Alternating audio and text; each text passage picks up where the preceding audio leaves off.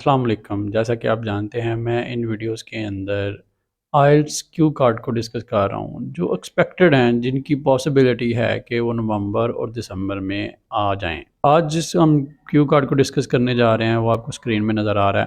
اس میں آپ اپنی ملاقات کے بارے میں بات کریں گے جو آپ نے ریسنٹلی حالیہ دنوں میں کسی بزرگ شخصیت سے کی ہیں. آپ کو بتانا پڑے گا کہ وہ بزرگ شخصیت کون ہے، آپ کی ملاقات کیسے اس کے ساتھ ہوئی اور کیوں آپ کو وہ بزرگ شخصیت انٹرسٹنگ لگیں. سو فار یور بیٹر انڈرسٹینڈنگ میں اسے پہلے اردو میں ایکسپلین کروں گا اور پھر ہم اس کی ٹرانسلیٹ کریں گے انگلش میں. Let's see how we can do it. حالیہ دنوں میں میری ملاقات میرے ہائی اسکول کے ریٹائرڈ ہیڈ ماسٹر سے ہوئی، جو کہ ایک باربر شاپ پر ہیئر کٹ کروانے آئے ہوئے تھے اور میں بھی اسی مقصد کے لیے وہاں گیا تھا.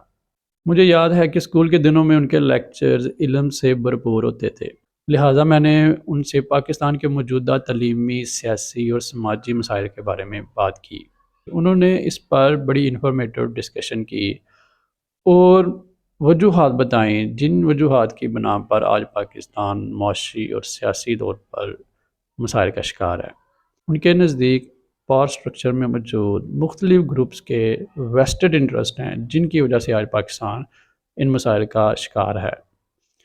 آخر میں انہوں نے اس دلدل سے نکلنے کا راستہ بھی بتایا.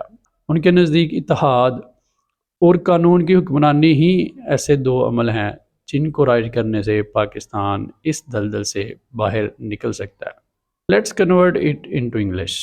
Recently, I met the retired headmaster of my high school at a barber shop where I had gone to have my hair cut. So was he. I remember during my school days, his lectures were rich of knowledge and useful insights. I asked him about prevalent social, economic, and educational issues of Pakistan. According to him, it is the vested interest of different groups in the power structure of the country that are behind this abysmal condition of Pakistan. In the end, he also suggested a way out of this condition. For him, unity and rule of law are the only principles that can pull Pakistan out of this quagmire. So it was my take. آپ اس میں کسی بھی بزرگ شخصیت کو explain کر سکتے ہیں.